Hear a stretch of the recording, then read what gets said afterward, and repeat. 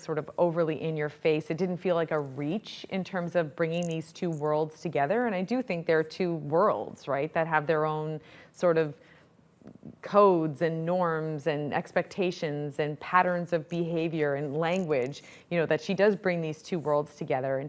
And the more that I think about it, the more connections that I see, even just in terms of precision, right? Like when she's talking about doing someone's nails, it's very delicate work. It's, you're working on a small surface, but there's this expectation of perfection and precision. But even in terms of like the intimacy themes that we talked about before, or that idea of having this really refined intelligence around something, they all sort of speak to each other as well in both of these worlds. And one example in particular, Ning talks about when you're in the ring, there's a place, I think it's like on the neck or the collarbone or something, and she would always keep her eyes on that part of her opponent's body because it was actually there that you could have a better and a faster understanding of where their next move would be. And so there is also a lot of discussion around movement and anticipating people's behaviors, anticipating people's movements, and that she had sort of this really refined ability of reading other people by looking at their neck and sort of getting this sense of like where things were going to go next. So I did think, like, even though it was a little bit startling to see it as one of the main parts of the book, that this was a former boxer turned nail salon owner, it worked so nicely together, and did the kind of, like I was saying before, shift my perspective into like spaces that I hadn't really considered before.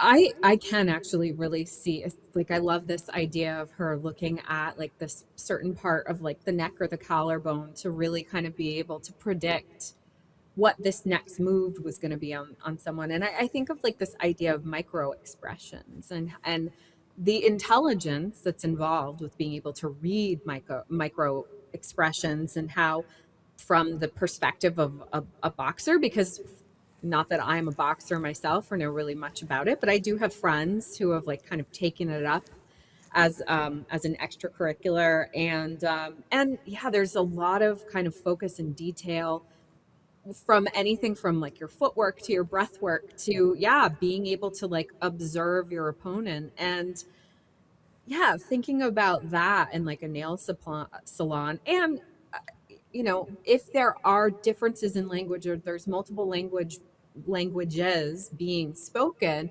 sometimes we do rely on micro expressions more than we realize to fully understand what somebody is thinking or what they're feeling. And I like your idea of the perfectionism that goes into something like doing nails, the delicate work that entails, but also, I mean, these are like sharp instruments that you're using to trim and file nails. Like if it's a pedicure, there's hot water involved and like a lot of attention to how somebody's feeling. I this is like a little aside, but like I cut my son's nails. He's not old enough to do it yet, and I'm constantly like having an issue with like, am I cutting them too short? Am I hurting him? Because I can't feel it myself, and so of course, he's very vocal about what he likes and what he doesn't like, but it's a little bit of a different, I don't know the word I'm looking for, like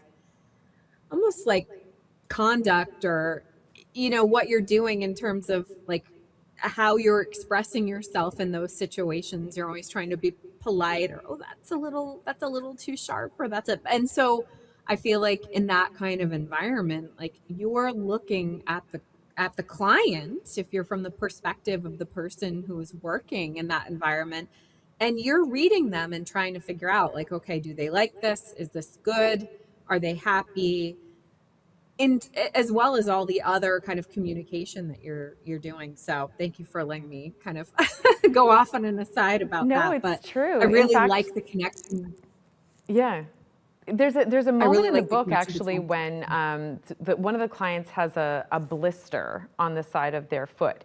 And so there's, again, in this sort of idea of like, okay, anticipating and basically the Susan who's working on his foot, and it is a male character because there's all sorts of different iterations of people who come in. There's a bridal party, and there's a guy who's like a local celebrity who comes in, and so lots of different types of people come through this space.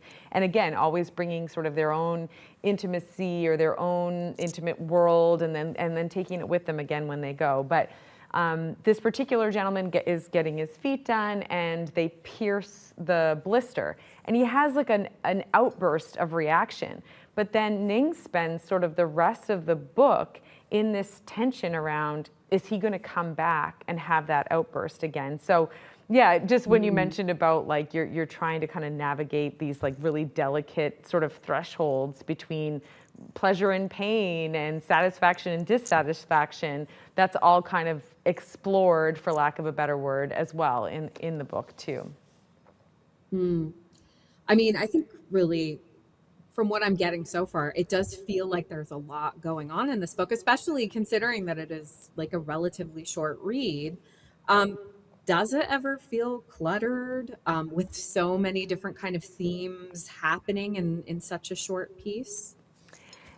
I can say it absolutely doesn't. And I can see how it would appear that way, because even as I'm going through sort of all these different moments that are brought up and all these different like areas that she's able to touch on, I can see how you might understand it as like, oh, there's maybe too much happening in, I think, what ends up being 180 pages.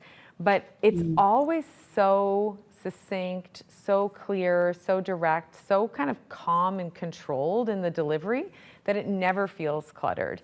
And it never feels dense either. Like, it has depth to it, but it doesn't feel dense. And I know some people love a book that has lots of density and whatever. That doesn't always necessarily resonate with me. But I felt like it had like a lightness, even though it had this depth. And I couldn't help but also think about Claire Keegan. And when she was asked about the length of Small Things Like These, which is probably half the length of this, actually, and I guess because people loved it so much, they wanted more of it. And so when she was asked, why didn't you write a longer story, or why didn't you give us, more? And she said, I think the phrasing was, it's as long as it needed to be.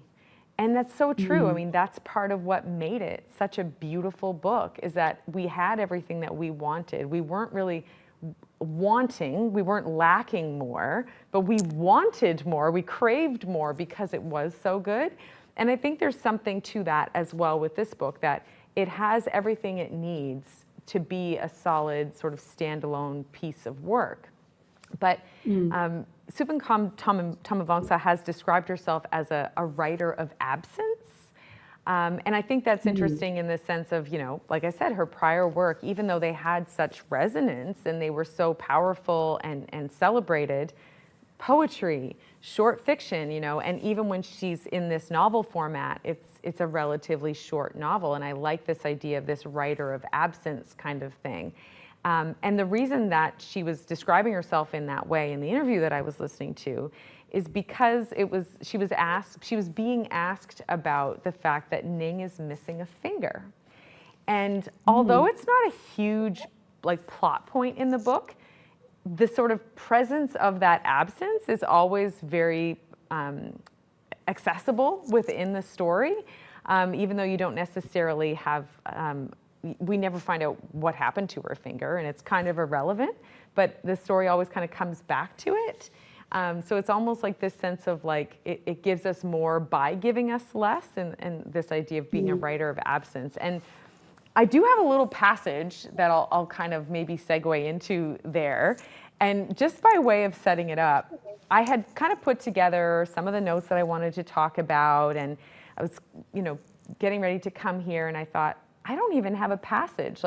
I felt like it was such a beautifully written book. I'd really want to be able to share kind of what that voice sounds like, because we are so intimately connected with Ning that it does feel like, it would be a bit of a disservice to anyone who's listening to this to not at least get a little fragment or a little taste of it. And I just opened it at random. I just opened the book because I just felt like it was so consistently good that wherever I sort of picked up would be, and there would be some nugget there that would do some of the work of illustrating some of the stuff that we've been talking about. And it was true. I basically just fanned the pages open and I landed here. So it's page 63. So we're certainly in the first half of the book. And she's doing the nails of a waitress. Okay. I get to the waitress's left finger, where a wedding ring would be if she had one. This is the finger I don't have.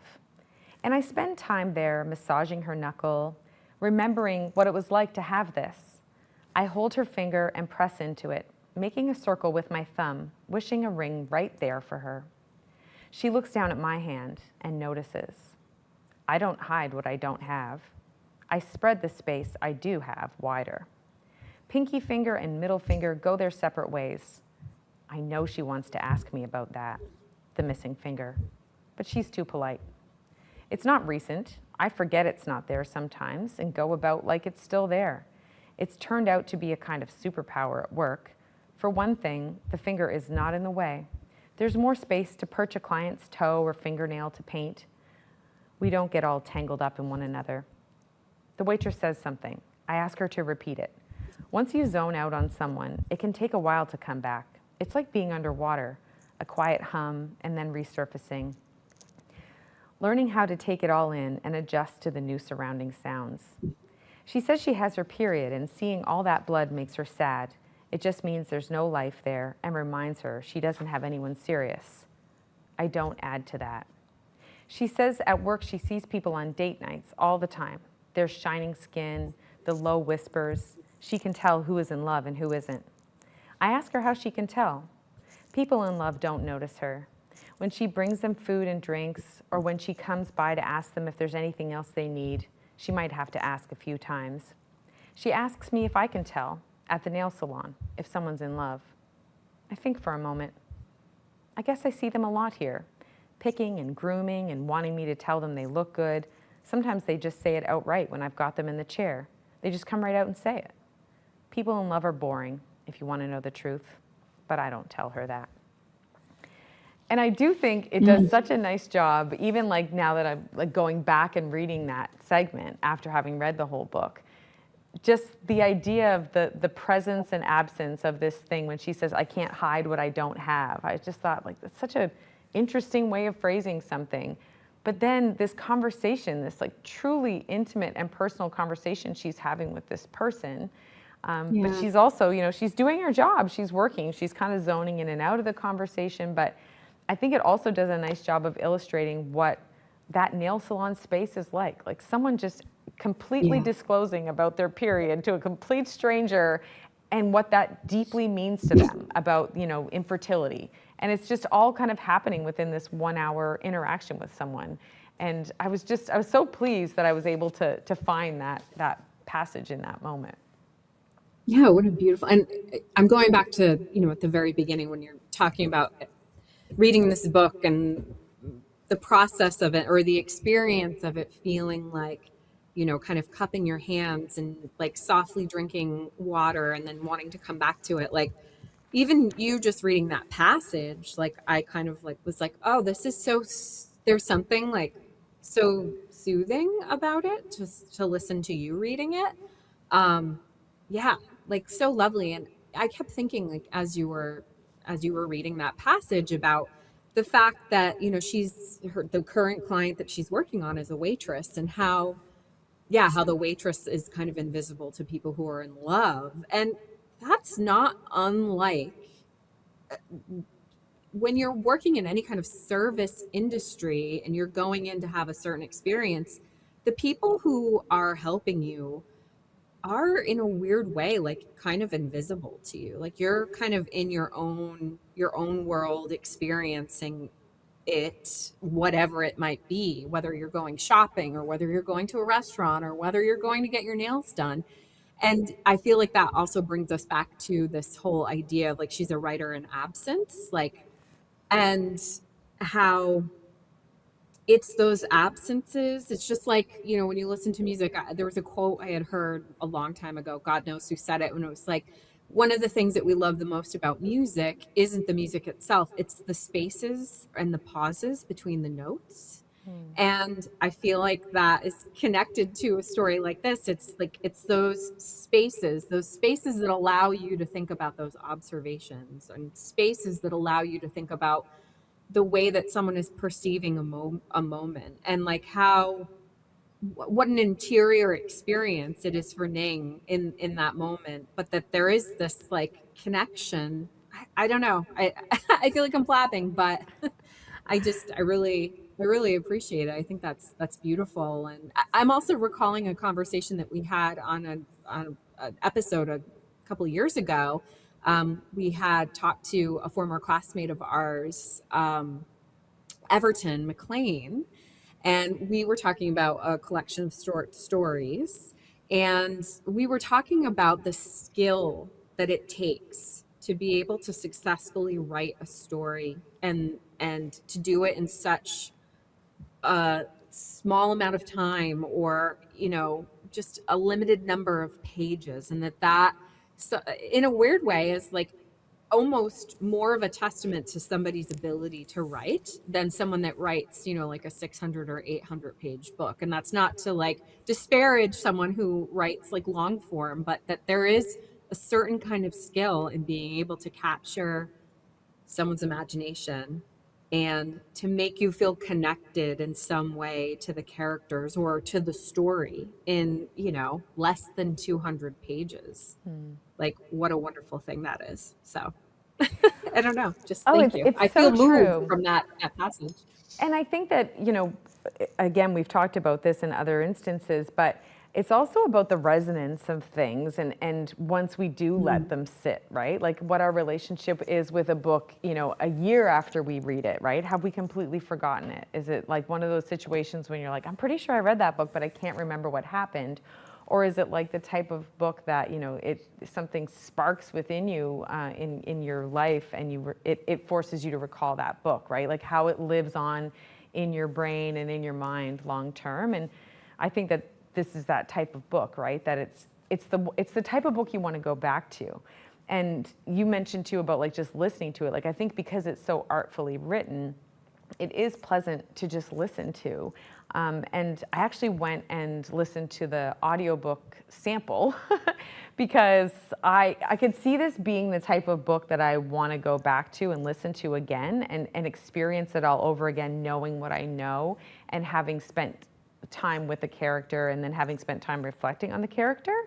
And I had been listening to these various interviews, and the author's voice is actually beautiful. Like her speaking voice is so pleasing. It's so calm.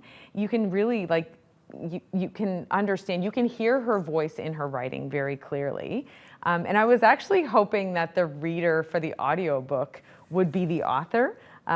Because again, to go back to this idea of intimacy, any book that I've ever listened to that was read by the author, it's like, it just is like almost inherently better because it doesn't feel like overproduced.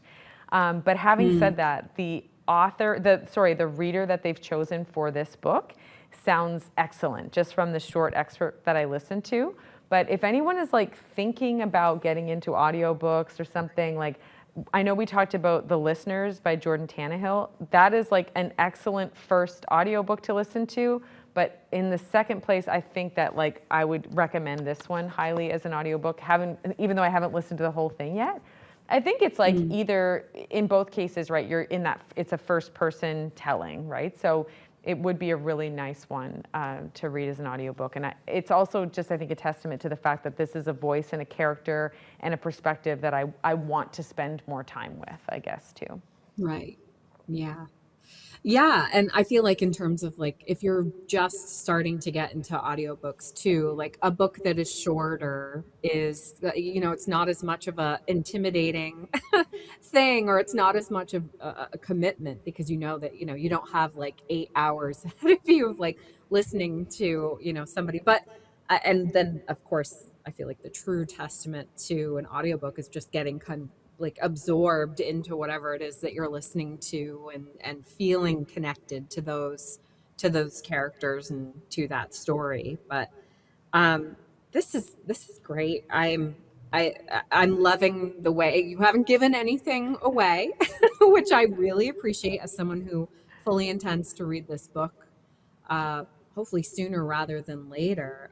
But it really does give me like a good feeling of like what the act is like to read this book. Um, I do want to ask one more thing, and it's really like Ning herself as a character. Like, would you describe her as a happy character, as someone who, you know, she is so perceptive, and she is clearly someone who has like a lot of kind of interior life to her, but it like, do you feel like this is a story that like is a more of a positive, from that perspective of Ning's character, or do you think, how would you characterize her? Is she a happy person? Is she not? Right. Yeah. No, I think she's a happy person. And I think she's probably at her happiest when she's in this nail salon. And I think about it in terms of, her relationship with with the staff members there. I think certainly she has almost this feeling of like she's a bit of a matriarch in a way, because I think that she feels that having this salon actually gives people their a purpose, and it gives them employment, and they're able to sort of like sustain themselves and live a fulfilled life and that sort of thing. But there's this part, and it happens twice in the book actually. So although the book happens almost exclusively within the nail salon, she does leave the space on a few occasions. But I mean like leaves by like goes out on the sidewalk or goes into the alleyway next door kind of thing. She doesn't go far. And while she's out there doing whatever it is she's doing, there's a couple of times where she says she misses the smell of the nail polish. She wants to get back in the smell. And I mean, if that's not a sign of like loving a place, if you like the smell of it, I don't know what would be. Yeah. But it almost felt like the opposite of like when you smell something and it takes you back to a certain time. Like I was thinking of like Play-Doh, like when my kids were little and they play with Play-Doh and I'd smell it, like I would immediately be like a kid again. Like it brings you back. So I felt like it was a bit of a play on that kind of idea. But I definitely think she's a happy person and that she's happiest in this place. And although there's a lot of complexity in terms of like the layers of emotion that are conveyed here, overall, I felt like the tone was like positive, and it was a positive and pleasant reading experience. That's good that we can use more of that in this world for sure. Well, I kind of have a feeling that I know what your ultimate judgment of this book will be, but I do want to ask the important question that we always ask during these episodes. Is Pick a Color by Suvankam Tamavangsa a could read, a should read, or a must read? Well, I am happy to report that Pick a Color by Suvankam Tamavangsa is a must read. This book for me, it lived up to all of my expectations, all of the hype. It is truly worthy of its award-winning attention. I felt like it introduced me to characters and perspectives that I hadn't really considered or had the opportunity to consider. It shifted my perspective, but it was in a way that was very clear, very calm, very direct, and very pleasant. Like I said, this was just not necessarily a book that I would call a page turner. This book had a positive sort of tenacious energy, even though I wouldn't describe it as gripping. It was the type of book that I may not have reached for it, but it called to me.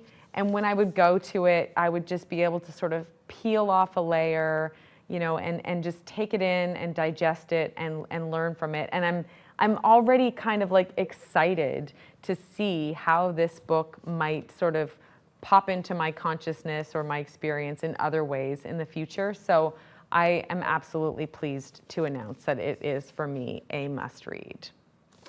Ah, that's wonderful. I believe it's our first must read of 2026. So, Yes, ah, I think so. excellent. I look forward to reading it. I have no doubt that it will probably hit me in some of the same places that it hit you. And I also, I'm thinking about like how easy it is for us to rapidly read books, right?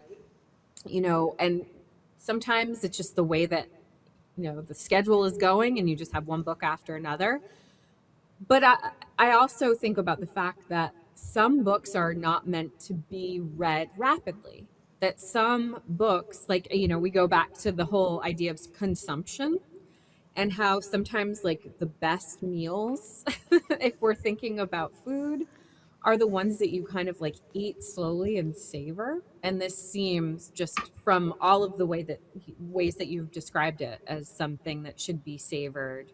And each morsel should be kind of consumed in a thoughtful manner and not something that's just kind of simply inhaled. So I think as someone who kind of can sometimes read quickly, I'm going to take that into account when I sit down to read this book. I'm not going to inhale it. I think I'm going to just slowly eat it and enjoy every page for what it's giving me and how it's nourishing me, because it does seem like the kind of story that is nourishing, and those are the best kind of stories. Absolutely. Well, thank you for Well, this chat and our first must read of thank 2026. We'll see. And Yeah, happy and I mean, what a great birthday to you, Sarah. Happy birthday. A great day ahead for you and a great year ahead for you as well. I just know it. thank you. The best way to celebrate my birthday is chatting with you. So, Bye.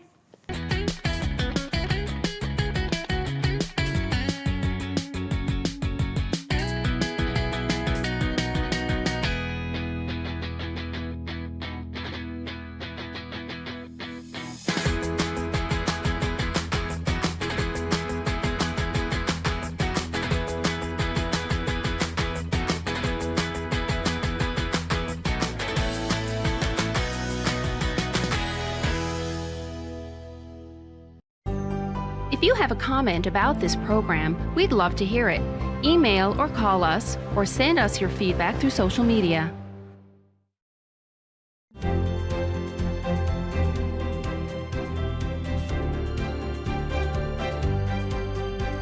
You're watching Rogers TV.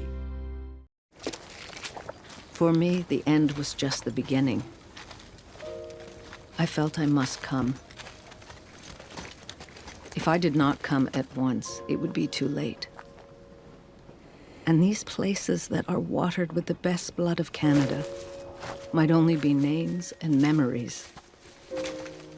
I see it in the soldiers, the grief I know so intimately.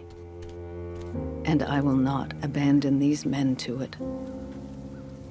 The isolation wears on me. Slowly, the silence takes over, as if my heart has given out of air. I cannot talk. I can only paint. For more than 2 years, Mary Ryder Hamilton painted the battlefields of the First World War, creating an unforgettable visual record of service and sacrifices at immense personal cost. The Atlantic cod can be found in the ocean off the east coast of Canada. This aquatic predator can be distinguished most easily by the barbel on its chin. Once a historically plentiful staple, overfishing eventually resulted in the extreme reduction in population of this species. Much has been learned from past commercial fishing practices in Canada. And we will hopefully be able to conserve the Atlantic cod for many generations to come. To learn more about them, visit hww.ca.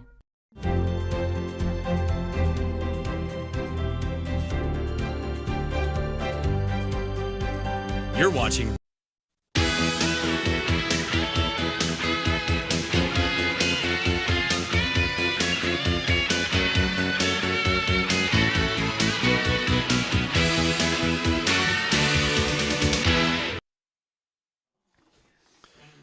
Good evening, everyone. Welcome to Gander Lions TV Bingo on Rogers Community Channel and on rogerstv.com. This week's escalating jackpot is maxed out at $7,521 in 53 numbers or less, and this week's consolation prize is $359. Just a reminder that there will be no Lions TV Bingo for the month of August. After tonight, we still have 1 week remaining, next Wednesday, July 29th. So there will be no Lions TV bingo for the month of August, and we will resume bingo on Wednesday, September 2nd. That's Wednesday, September 2nd. All right, let's get started. Game number 1 is the kite. There are no ends, and this game is for $100.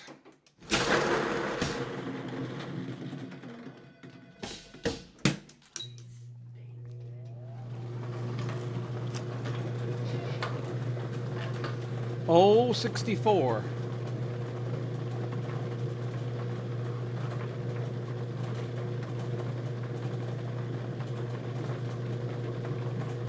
Oh, 64.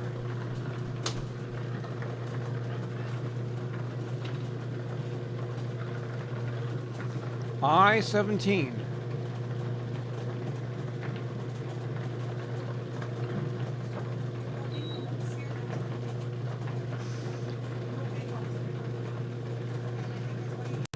Oh, hold on now.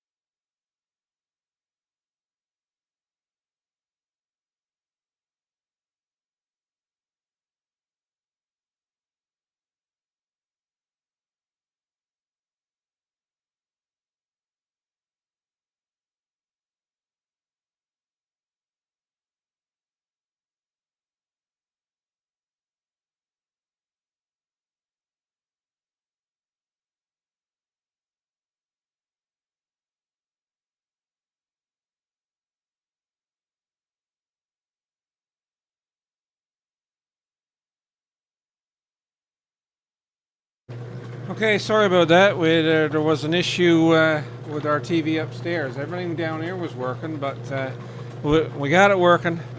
So, okay, the last number called was I-17. All right.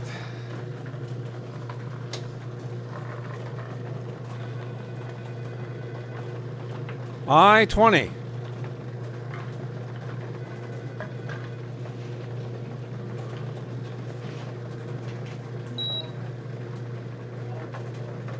What? Oh, the camera. Yeah, okay. Thank you. I-20.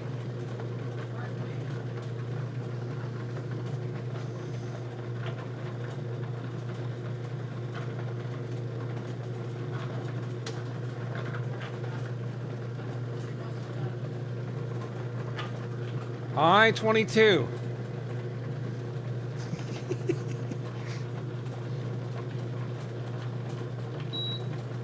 I-22.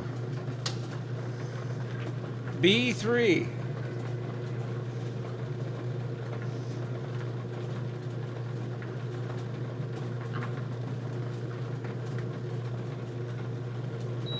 B3.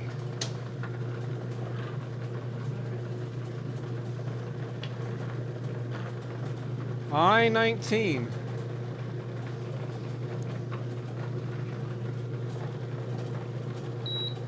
I-19. O-72.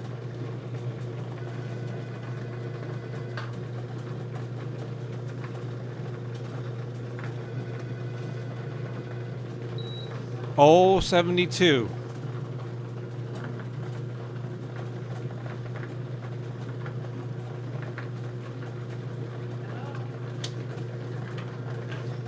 I-26.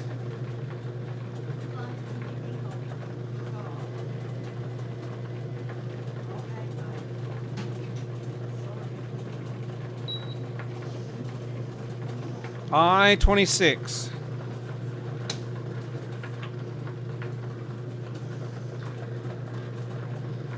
G60.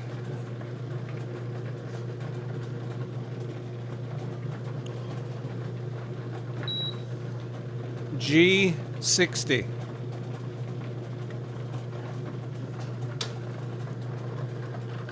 I-21.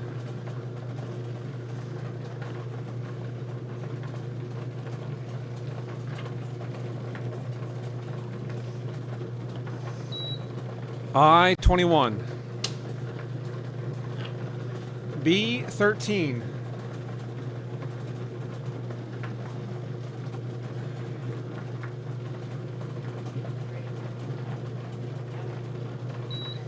B13.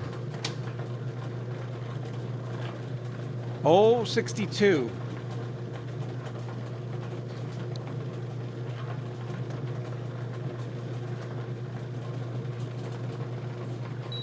Oh, 62.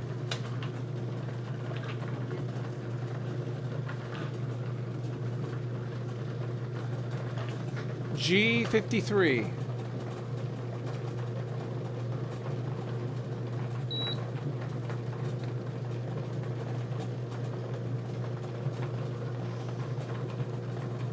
G53. I-16.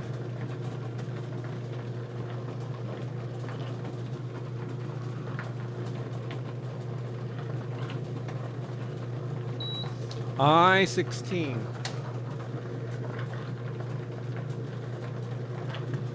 G46.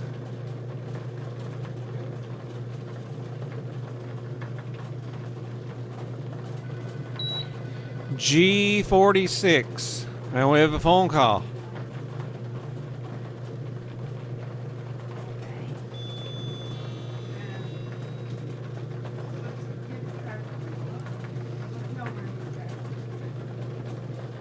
We'll see now if we have a good bingoer.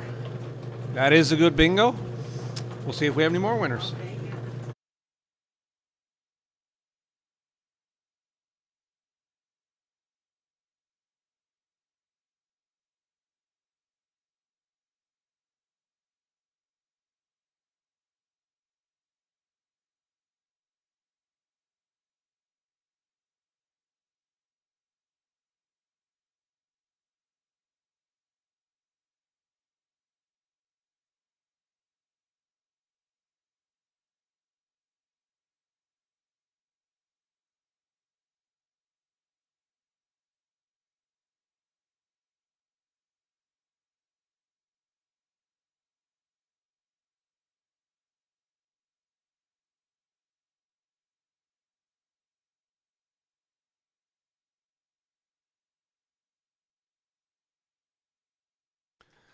Okay, we have one winner for this game, and the winner is Ruth Goss, and got her cards at Kelly's Corner Store. Congratulations, that's $100. Game number 1 is now closed. Moving on to game number 2, which is One Straight Line, and this game is for $125.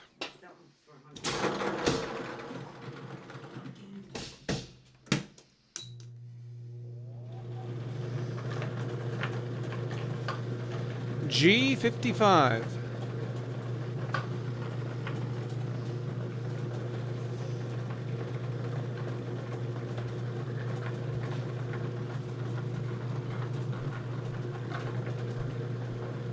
G55.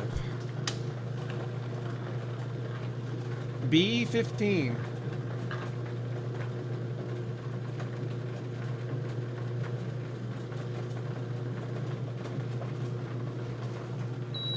B15. N43.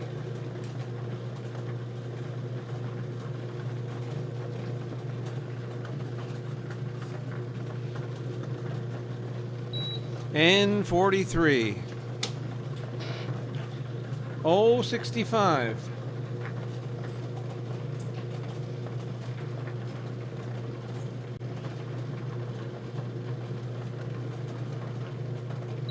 O65. N41.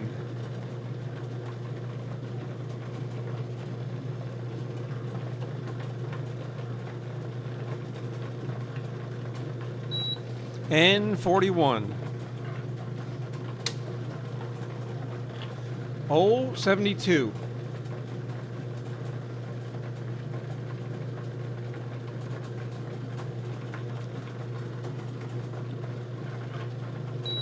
O72. O74.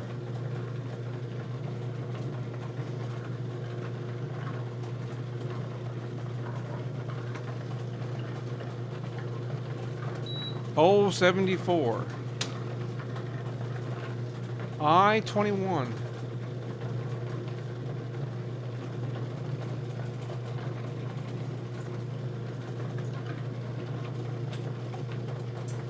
I-21.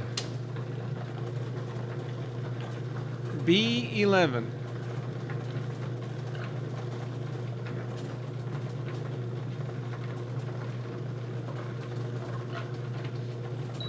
B11.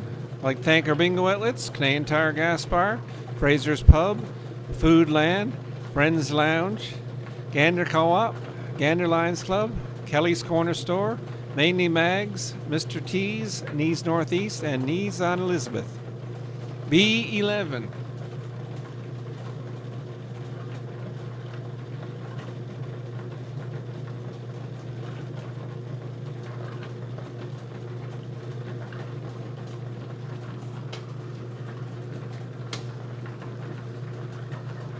I-22.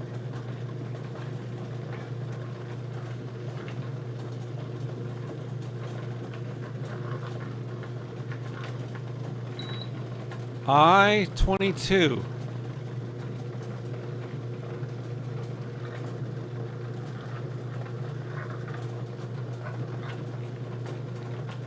I-22.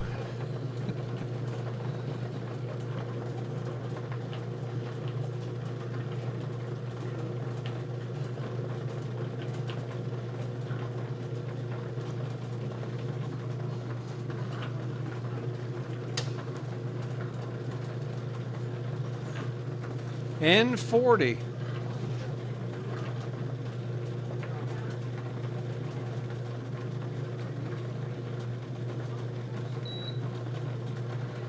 N40.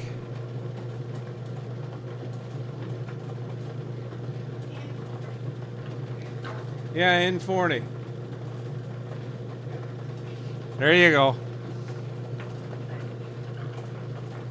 N40.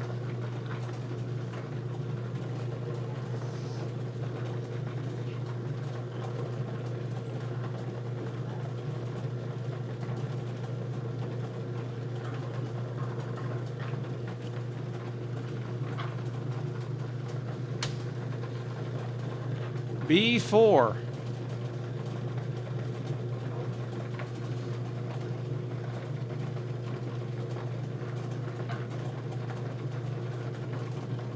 B4. O70.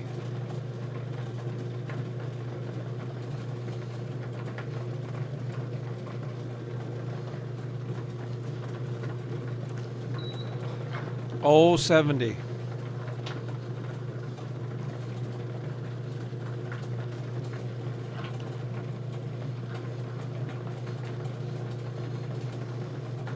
O70.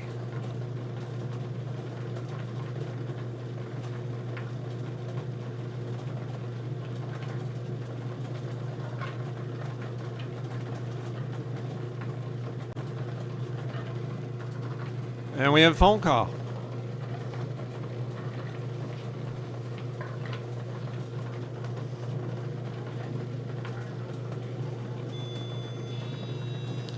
We'll check to make sure we have a good bingo.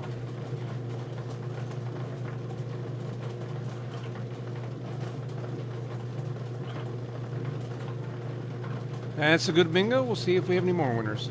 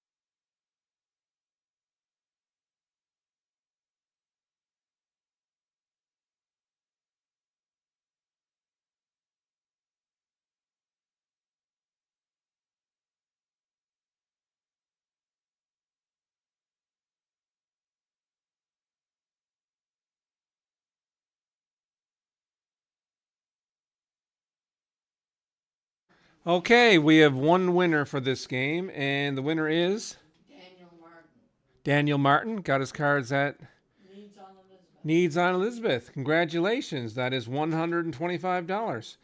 Game number 2 is now closed.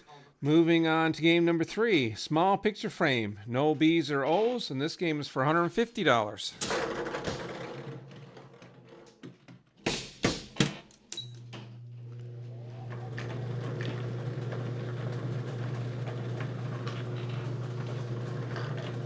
I-18.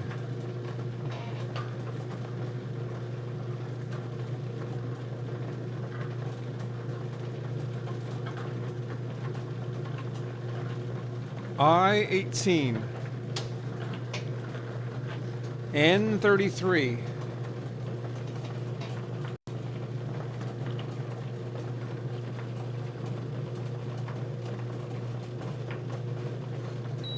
N-33. G-49.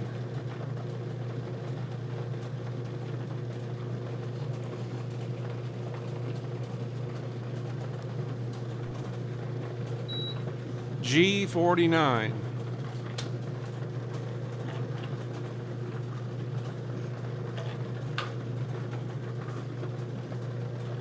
I-19.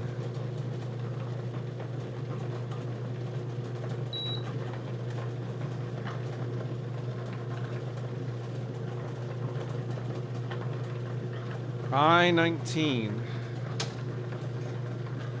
G-52.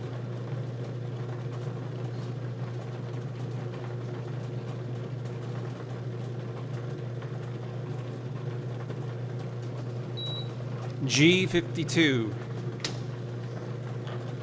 N-45.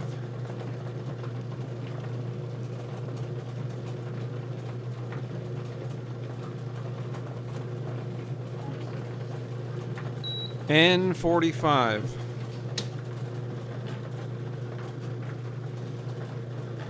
G-55.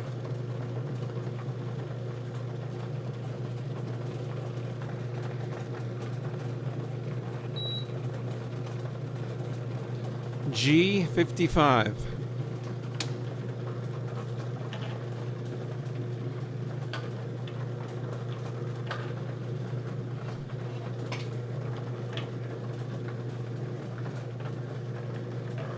G47.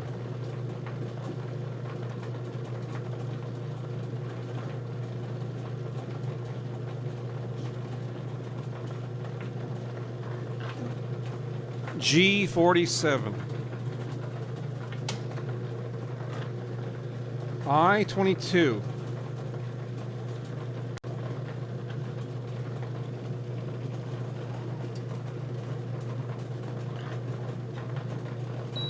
I-22.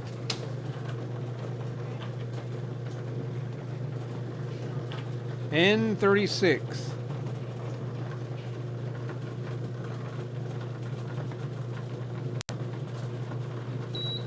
N36.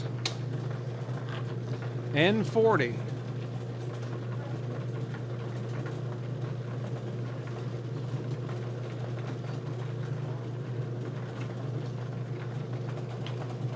N40. G56.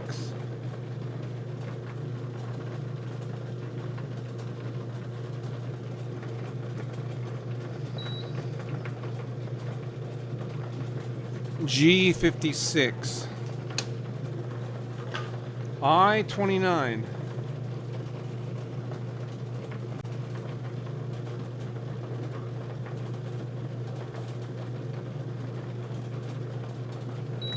I-29.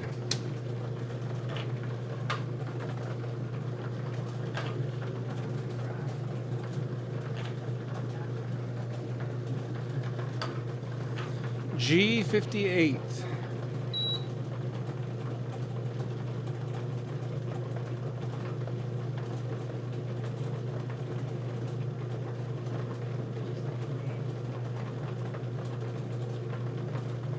G58.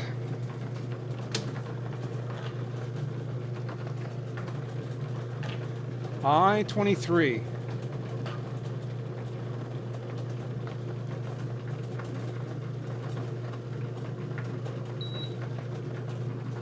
I-23. I-20.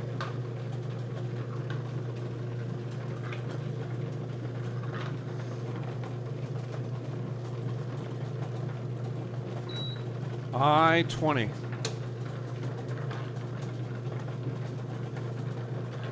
N38.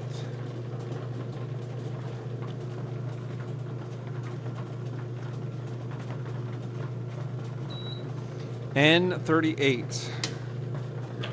N44.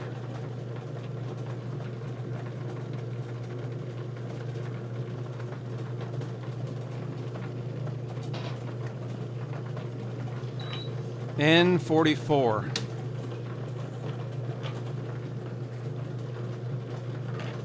I-28.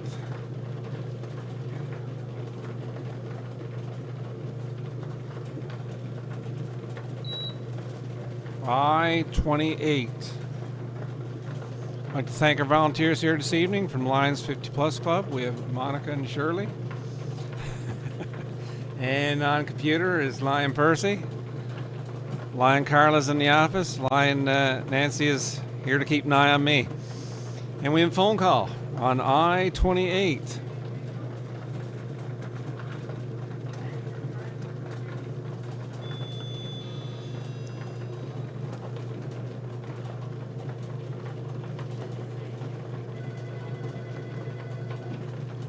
We have another phone call.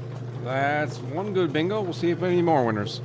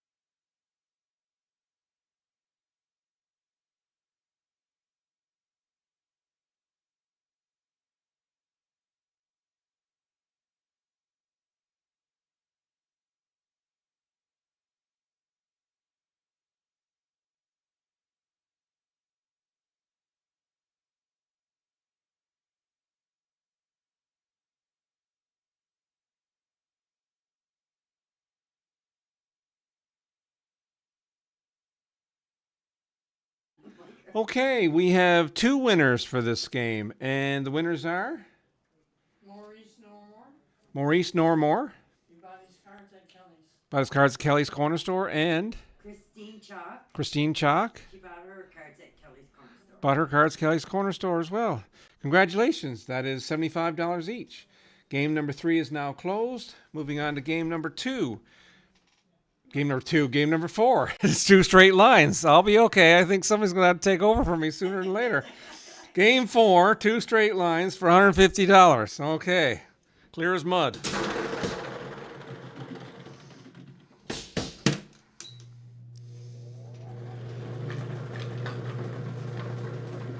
Oh, 65.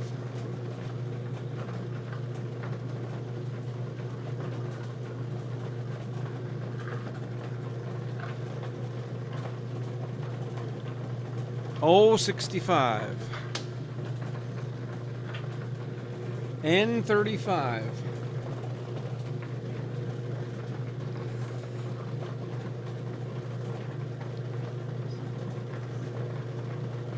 N35. N40.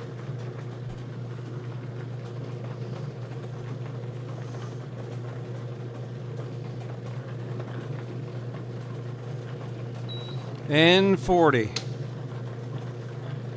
B11.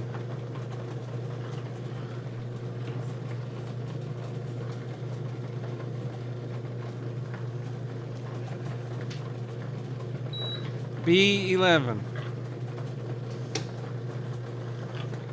B7.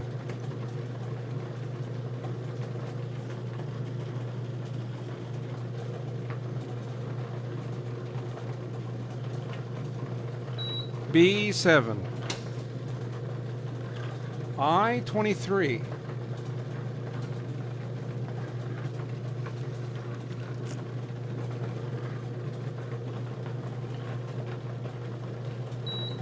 I-23.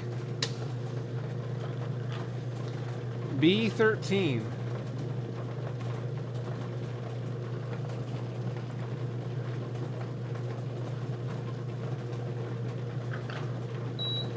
B13. G54.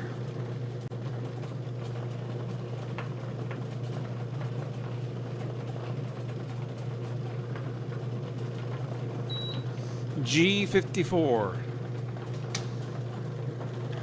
O66.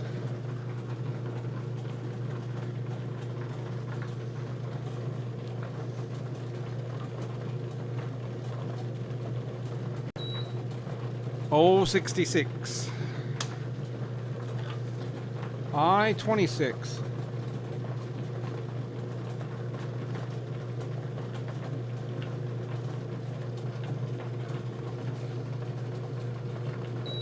I-26. I-28.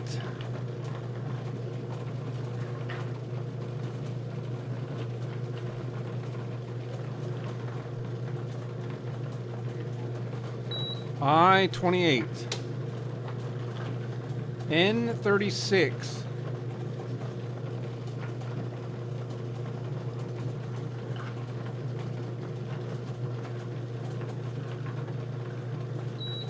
N36. O68.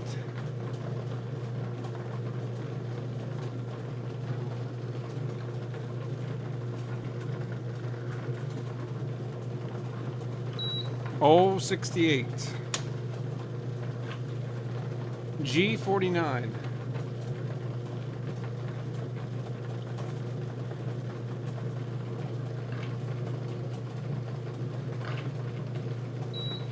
G49. B5.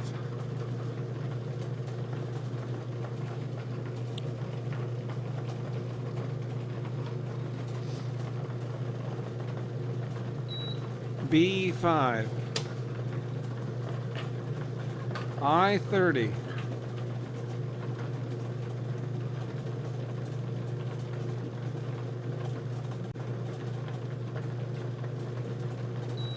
I-30. B-14.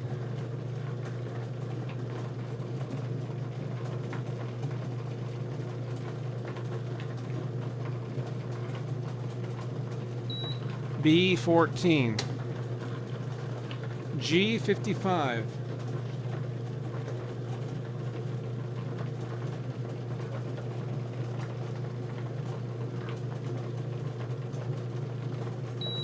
G-55. O-72.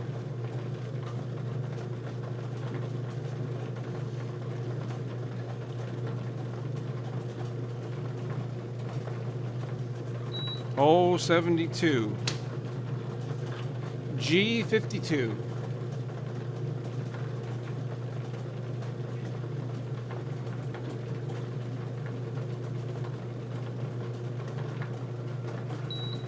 G-52. And we have a phone call.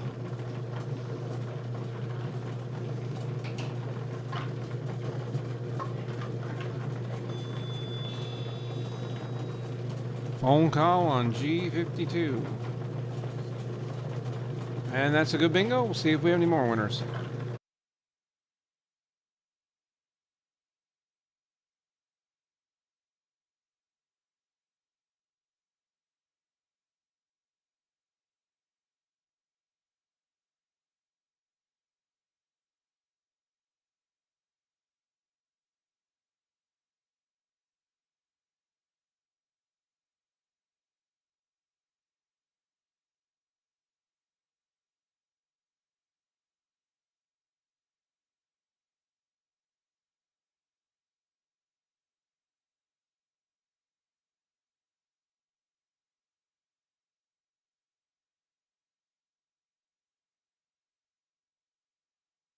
Okay, we have one winner for this game, and the winner is Rhonda Dyke. Rhonda Dyke. Got her cards at Needs on Northeast. Needs Northeast. Congratulations, that's $150. Game number 4 is now closed. Moving on to game number 5, full card. This game is for $500.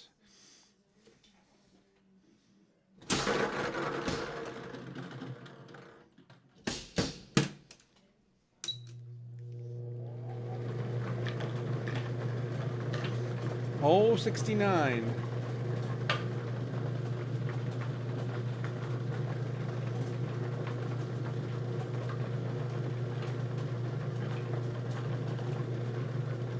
Oh, 69. N44.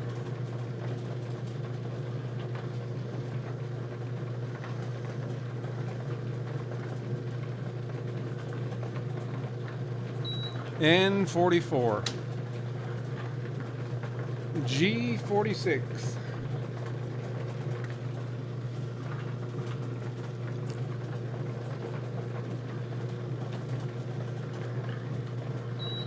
G46. N37.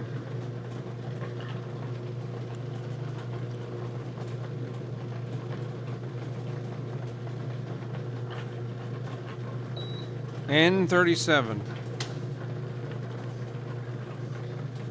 O72.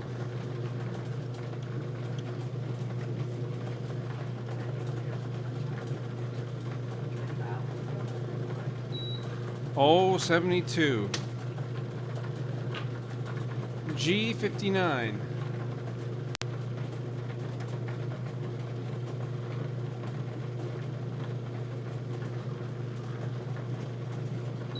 G59. O62.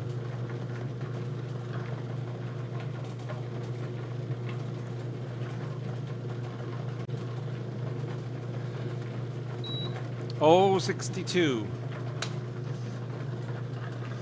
I-19.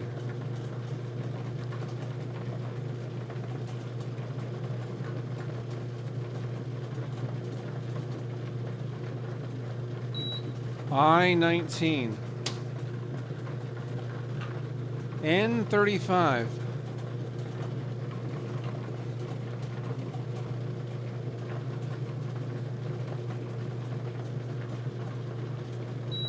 N35. O65.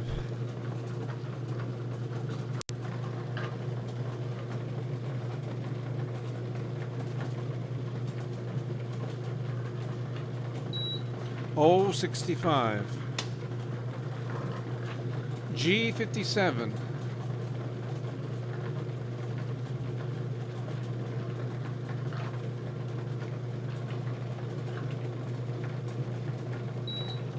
G57. B5.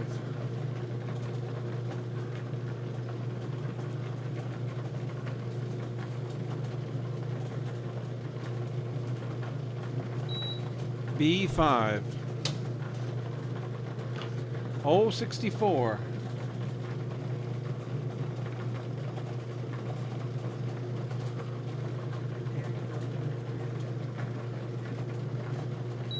O64. O66.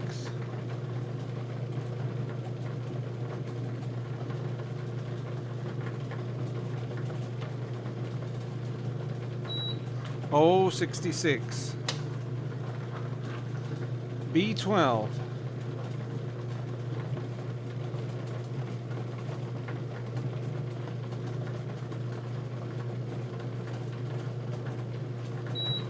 B12. O61.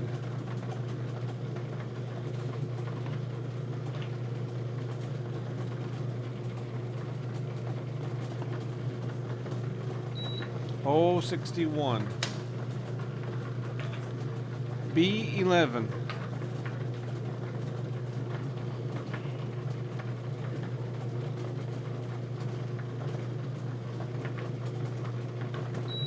B11. O73.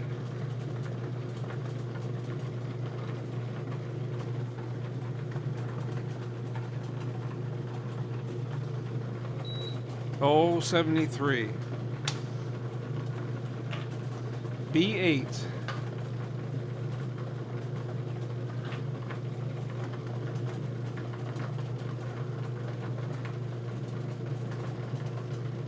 B8. I-20.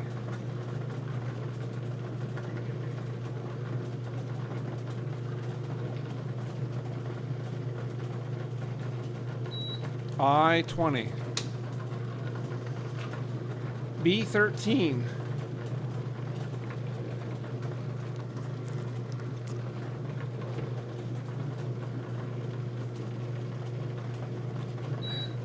B13. N31.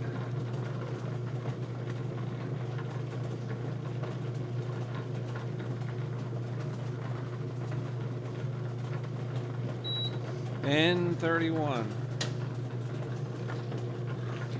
G60.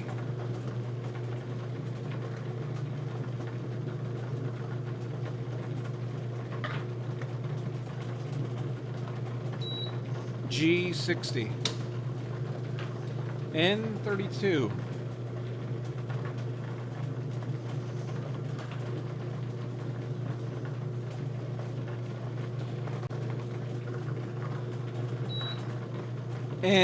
Excuse me, N32. I-27.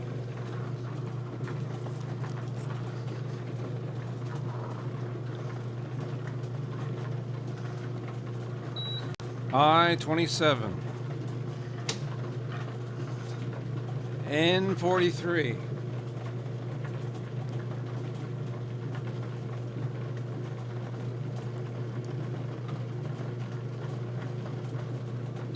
N43. G51.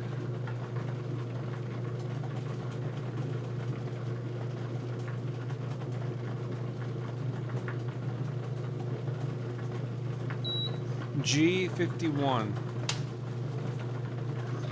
G52.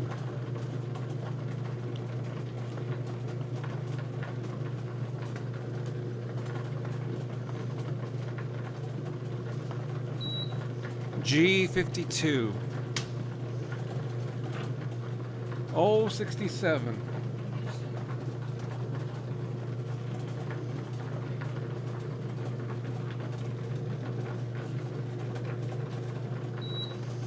O67. O70.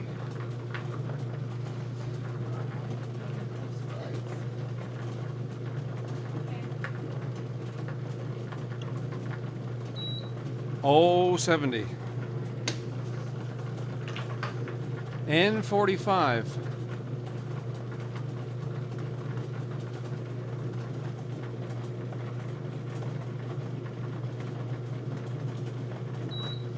N45. I-25.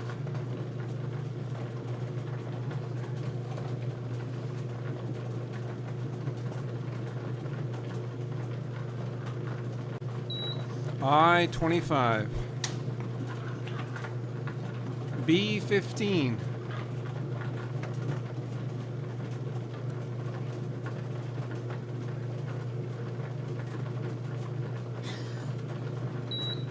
B-15.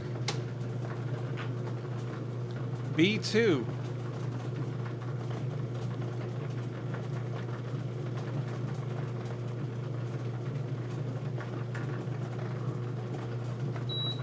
B2. B7.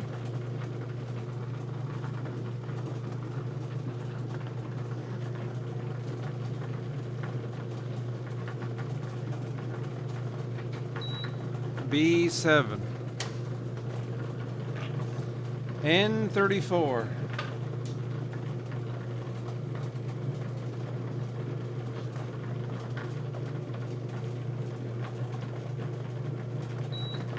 N34.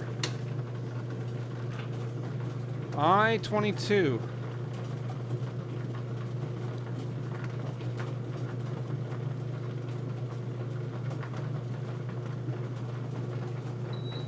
I-22.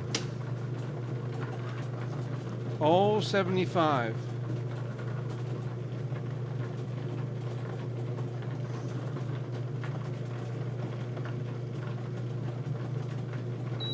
O75. N40.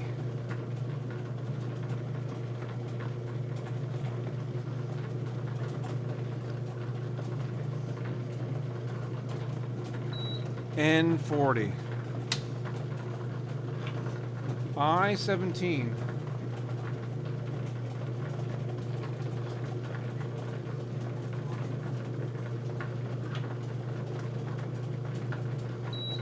I-17. I-24.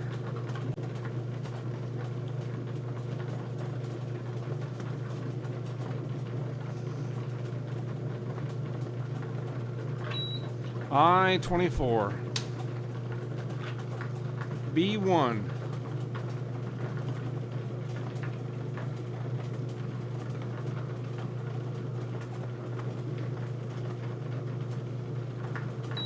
B1. I-30.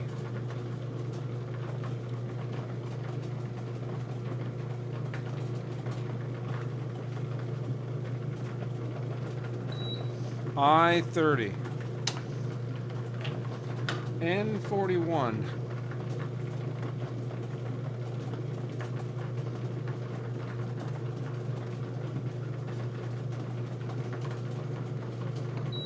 N41. I-16.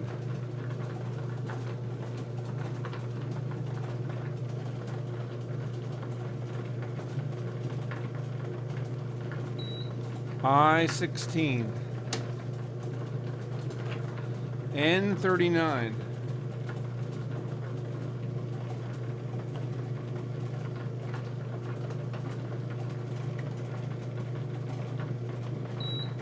N39. B14.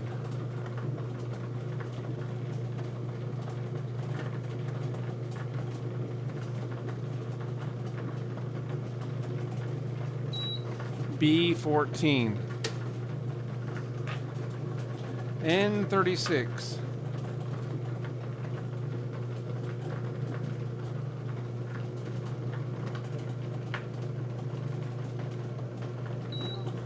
N36. I-26.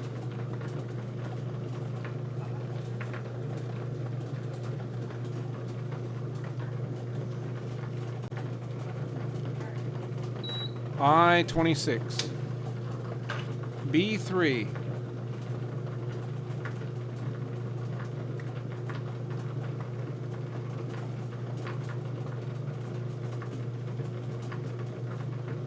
B3. G49.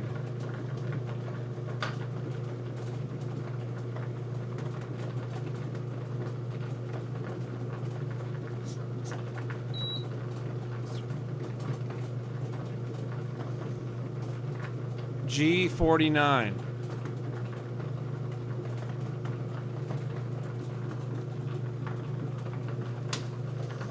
G48.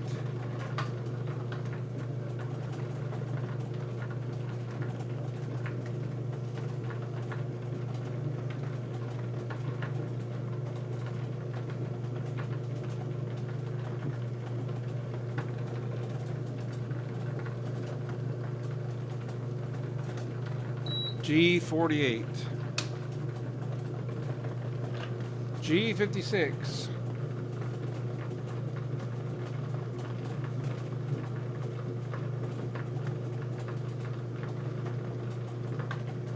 G56. O71.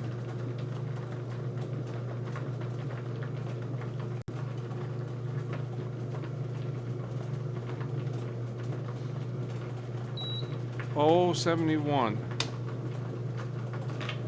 I-23.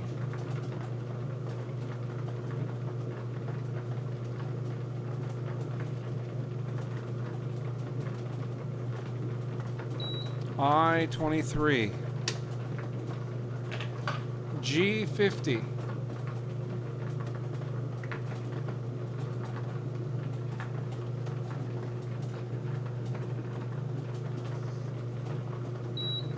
G50. I-18.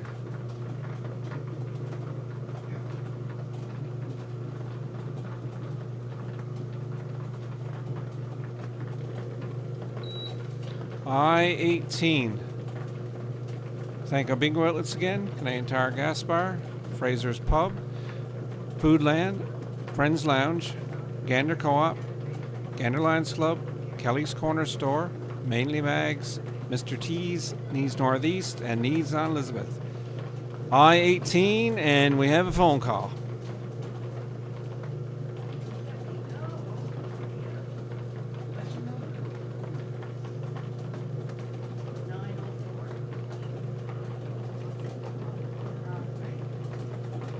And that's a good bingo. See if we have any more winners.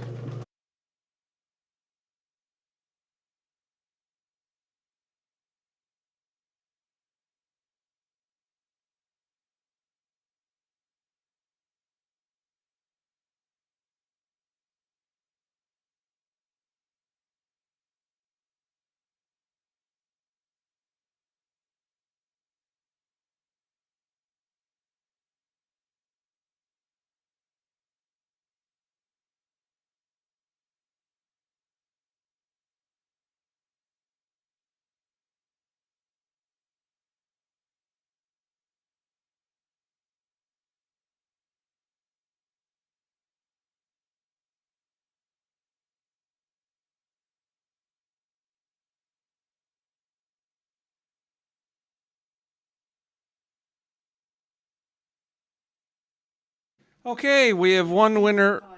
Game 5, yes. We have one winner for this game. And winner is Robin Brown. And got her cards at Kelly's Corner. Congratulations. That's $500. Game number 5 is closed. Moving on to game 6, our escalating jackpot, which is $7,521. in 53 numbers or less. And our consolation prize is $359. Let's get started.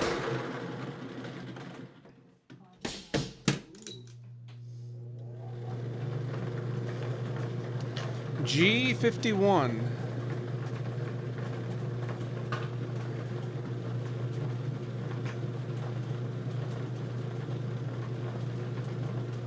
G51. I-18.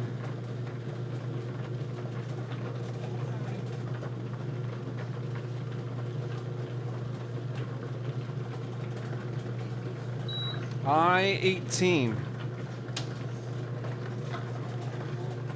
O-65.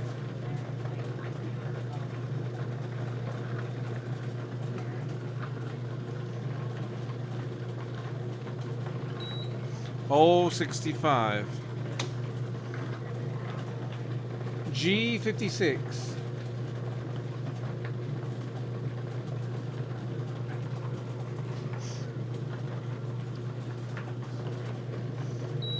G56. I-26.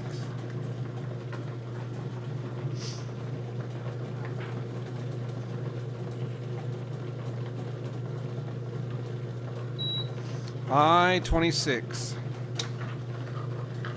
I-22.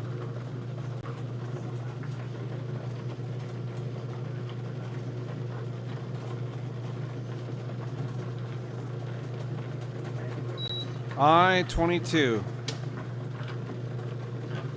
O-75.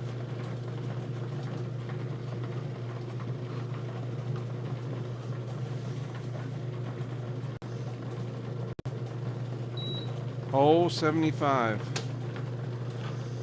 N-34.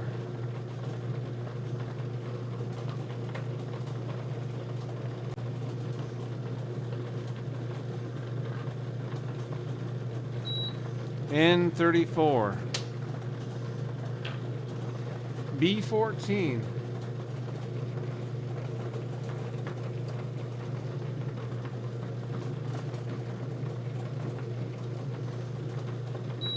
B-14. B-1.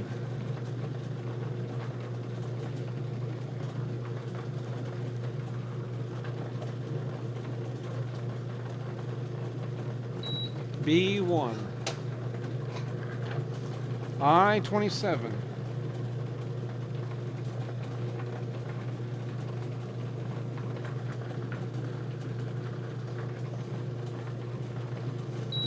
I-27. G-46.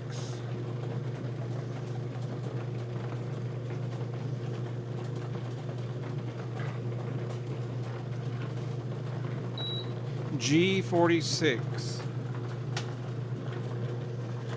G-54.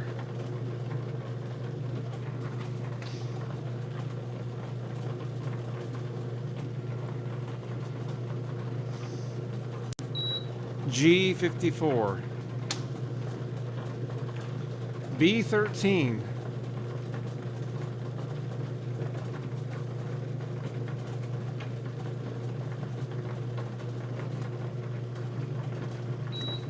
B-13.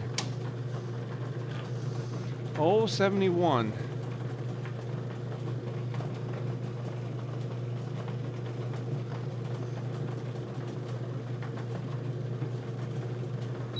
O-71. B-10.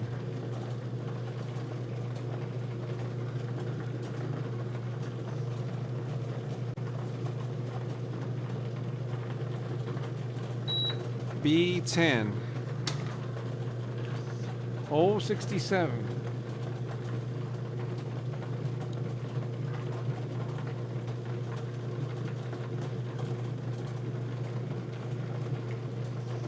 O-67. B-5.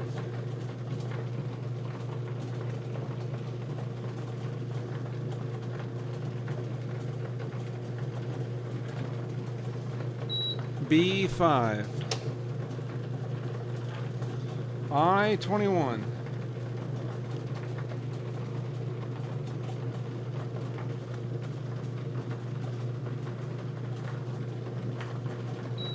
I-21,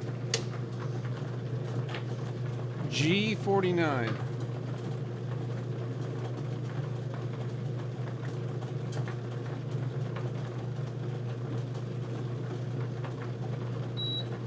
G49, G47,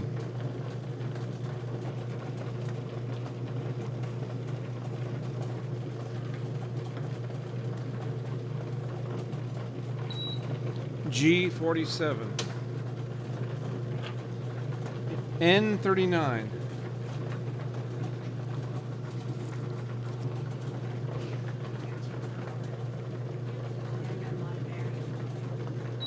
N39, O66,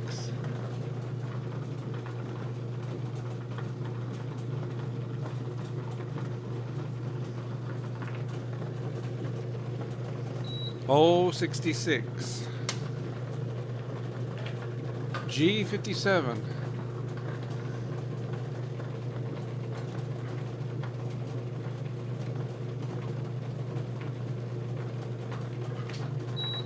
G57, N43,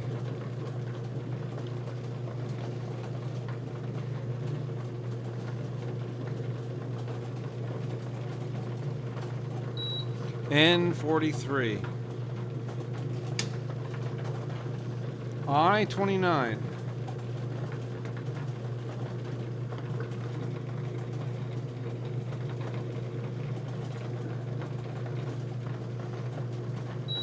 I-29,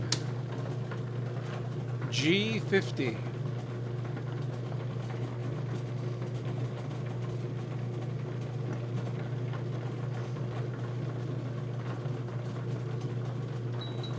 G50, O74,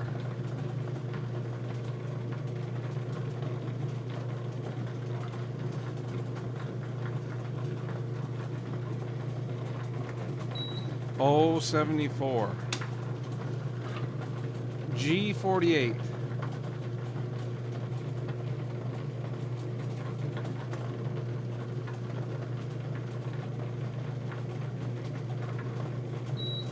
G48,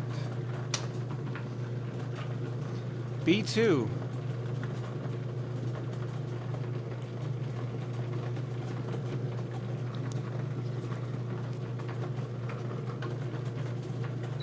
B2, B9,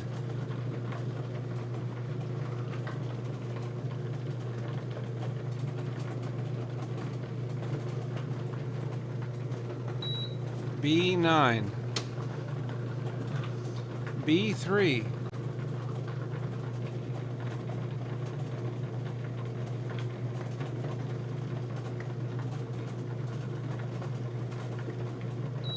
B3, O62,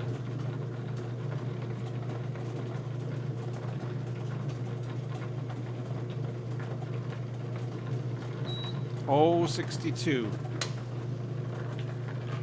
N35,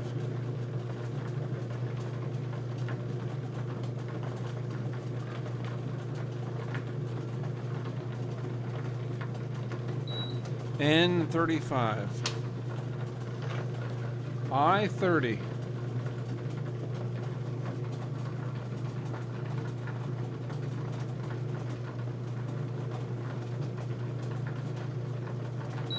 I-30, N40,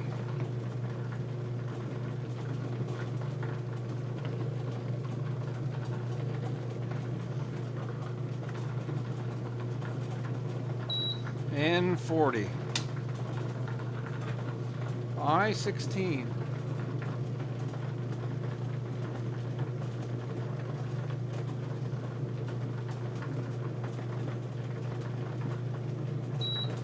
I-16,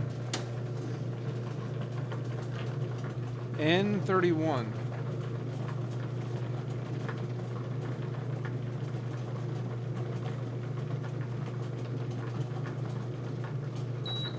N-31, N-36,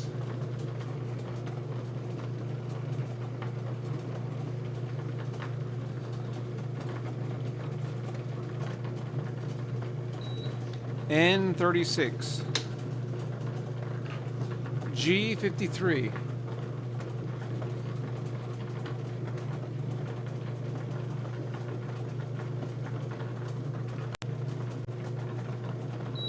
G-53,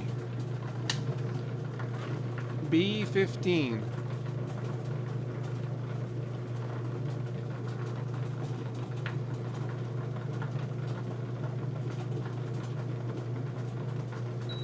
B-15, N-45,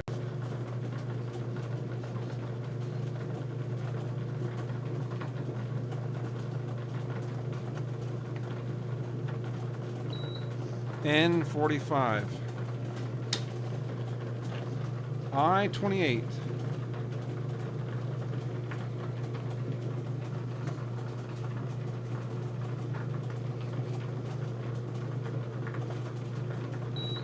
I-28, B-8,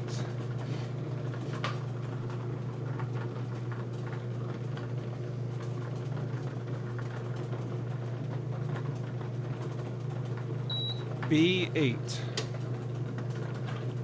N-38,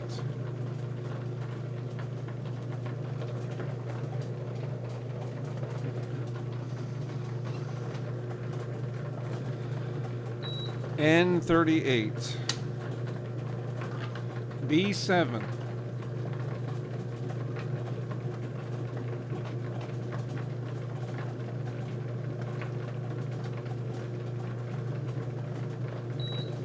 B-7,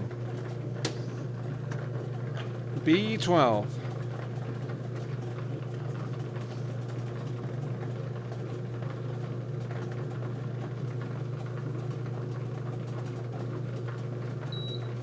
B-12, G-60,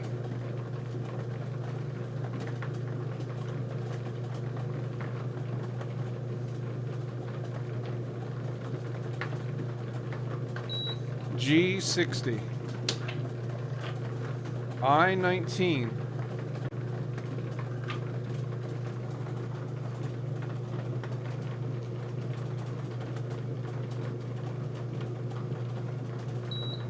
I-19, O-72,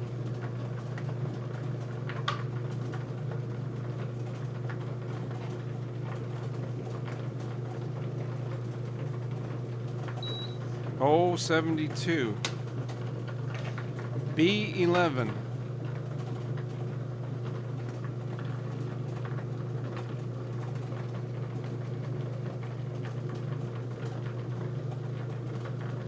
B-11,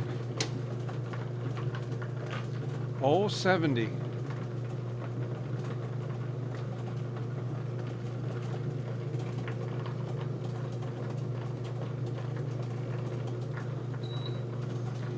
O-70, and the 53rd number for $7,521 is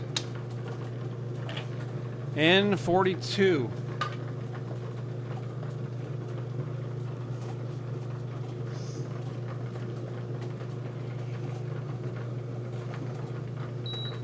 N-42. Moving on to our consolation prize of $359 now. I-24.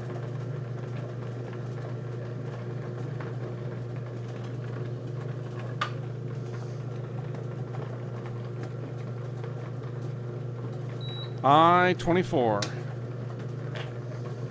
N-41.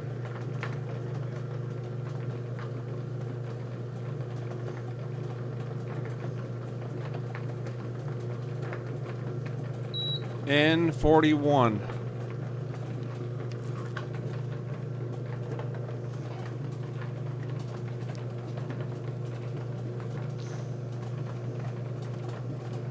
And 41.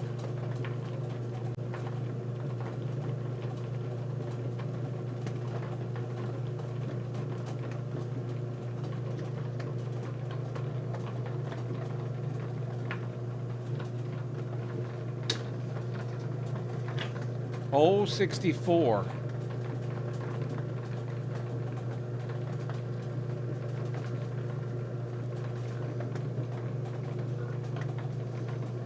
Oh, 64. Oh, 61.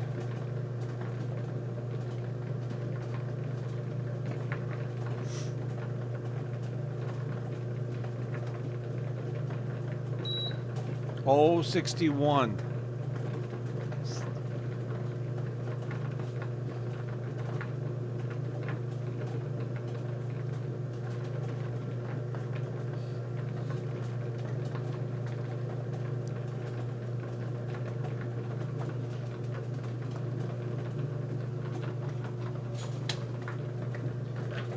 Oh, 68.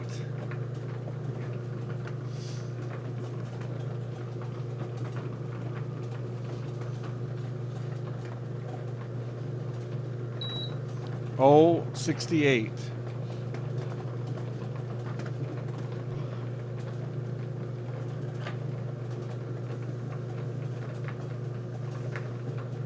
Oh, 68. And we have a phone call.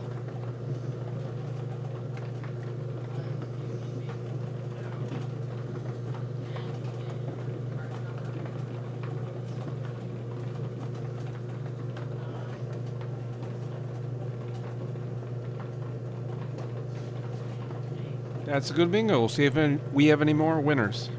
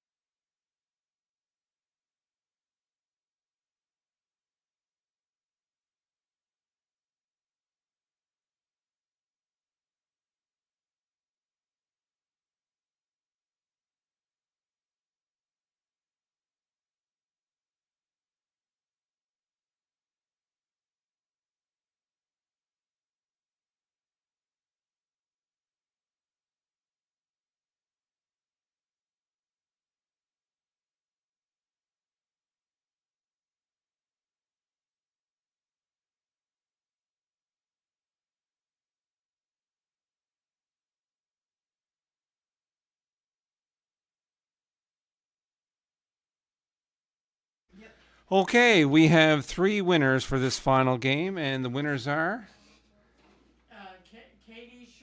Katie Short. She bought her cards at the Lions Club. Bought her cards at the Lions Club. Anonymous. Anonymous. Kelly's Corner Store. Kelly's Corner Store. And Jim Coates Jim Coates. bought his cards at Mr. T. Bought his cards at Mr. T's. Congratulations. The 3 winners, that is $120 each. $120 each.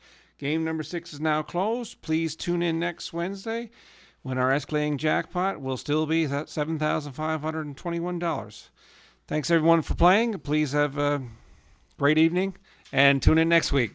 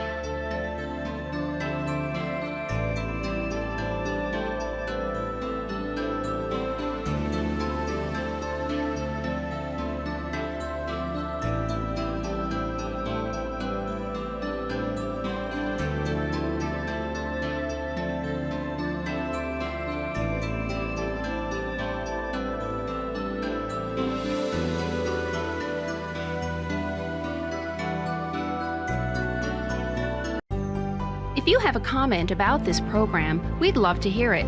Email or call us, or send us your feedback through social media.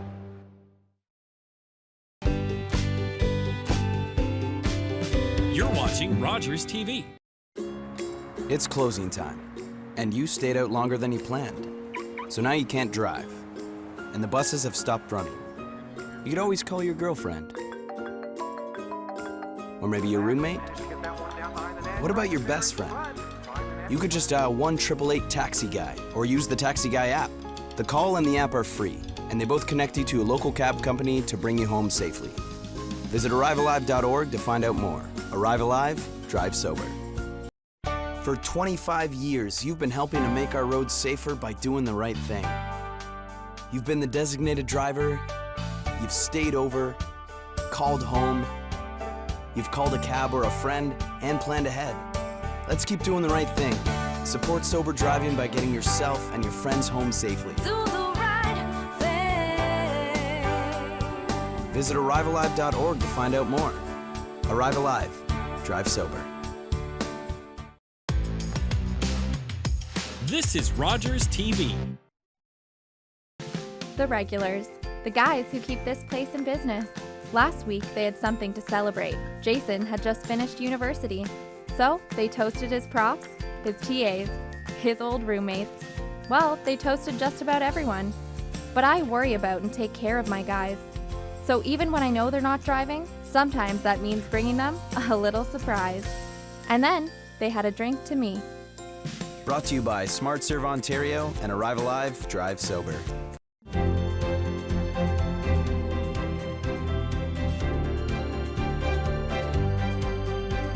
You're watching Rogers.